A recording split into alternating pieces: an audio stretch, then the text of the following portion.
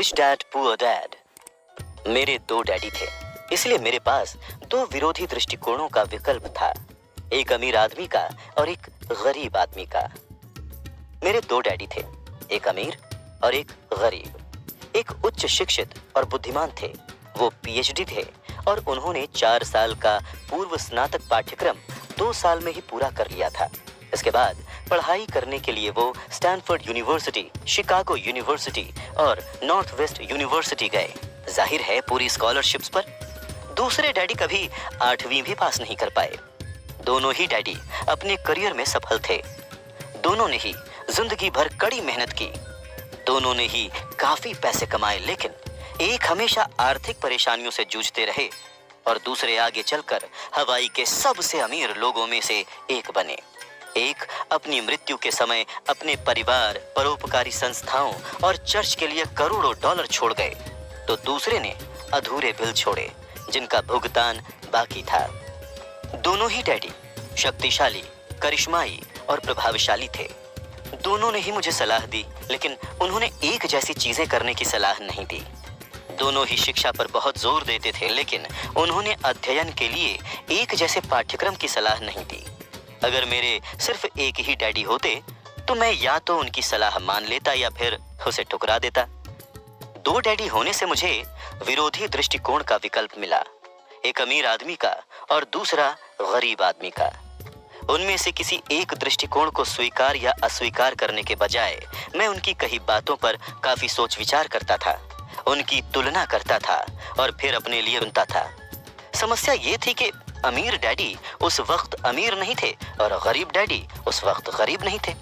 दोनों ही अपना करियर शुरू कर रहे थे और दोनों ही आर्थिक व पारिवारिक क्षेत्रों में संघर्ष कर रहे थे, परंतु पैसे के बारे में उनके दृष्टिकोण बहुत भिन्न थे।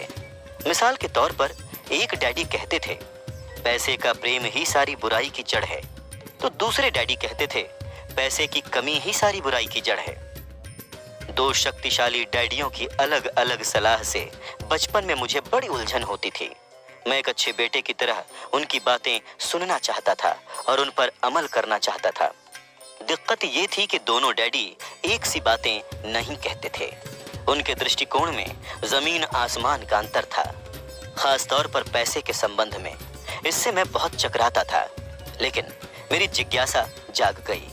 मैं काफी समय तक सोचता रहता था कि उनमें से किसने क्या कहा और क्यों कहा। अपने खाली समय में अधिकतर मैं इसी बारे में विचार करते हुए खुद से ये सवाल पूछता था, उन्होंने ऐसा क्यों कहा? फिर मैं दूसरे डैडी की कही बातों के बारे में भी यही सवाल पूछता था। इसके बजाय तो ये कहना ज्यादा सरल होता, हाँ, उनकी बात बिल्कुल सही है, मैं इससे सहमत हूँ, या ये कहकर उनके उस दृष्टिकोण को नकार देना भी आसान होता। उन बुजुर्ग इंसान को पता ही नहीं है कि वो क्या बोल रहे हैं। मैं दोनों डैडियों से प्रेम करता था, इसलिए मैं सोचने के लिए विवश हुआ और अंततः मुझे अपने लिए सोचने का तरीका चुनने की खातिर मजबूर होना पड़ा। इस प्रक्रिया में अपने लिए विकल्प चुनना आगे चलकर काफी मूल्यवान साबित हुआ, जो किसी दृष्टिकोण को सिर्फ स्वीकार या अस्वीकार करने से संभव नहीं था। अमीर लोग ज्यादा अमीर बनते हैं और गरीब ज्यादा गरीब तथा मध्यम वर्गीय कर्ज में डूबा रहता है। इसका एक कारण यह है कि पैसे का विषय स्कूल में नहीं, घर पर पढ़ाया जाता है। हम में से ज्यादातर लोग पैसे के बारे में अपने माता पिता से सीखते हैं। गरीब माता पिता अपने बच्चों को पैसे के बारे में क्या सिखा सकते हैं? वो बस कह देते हैं स्कूल जाओ और मेहनत से पढ़ो। हो सकता है कि बच्चा बेहतरीन ग्रेड के साथ पढ़ाई पूरी कर ले, लेकिन उसके बाद भी उसकी आर्थिक प्रोग्रामिंग और मानसिकता तो गरीब व्यक्ति की ही रहेगी। दुर्भाग्य से पैसे का विषय स्कूलों में नहीं पढ़ाया जाता। स्कूल में वित्तीय योग्यताओं के बजाय अकादमिक और पेशेवर योग्यताओं पर जोर दिया जाता है। इससे ये स्पष्ट होता है कि जिन चतुर बैंकरों, डॉक्टरों और लेखपालों ने स्कूल कॉलेज में बेहतरीन ग्रेड पाए थे, वो जीवन भर पैसे के लिए क्यों जूझते रहे। अमेरिका पर जो भारी राष्ट्रीय कर्ज है वो काफी हद तक इसी कारण है क्योंकि जो उच्च शिक्षित राजनेता और सरकारी अधिकारी वित्तीय निर्णय ले रहे हैं, उनके पास पैसे के विषय पर बहुत कम प्रशिक्षण है या जरा भी नहीं है। आज मैं अक्सर सोचता हूं कि तब क्या होगा जब जल्द ही हमारे बीच लाखों करोड़ों लोग होंगे जिन्हें आर्थिक और चिकित्सकीय सहायता की जरूरत होगी। आर्थिक सहायता के लिए वो अपने परिवार या सरकार पर निर्भर रहेंगे। जब मेडिकेयर और सामाजिक सुरक्षा का पैसा खत्म हो जाएगा तब क्या होगा? देश कैसे बचेगा? अगर पैसे के बारे में बच्चों को सिखाने का काम माता पिताओं के भरोसे छोड़ दिया जाएगा, जिनमें से अधिकतर या तो पहले से ही गरीब हैं या फिर गरीब होने वाले हैं। चूंकि मेरे पास दो प्रभावशाली डैडी थे, इसलिए मैंने दोनों से ही सीखा। मुझे हर डैडी की सलाह के बारे में सोचना पड़ता था और ऐसा करके मैंने इस बारे में बहुत मूल्यवान ज्ञान हासिल किया कि किसी इंसान के विचार उसके जीवन पर कितना ज्यादा असर डाल सकते हैं।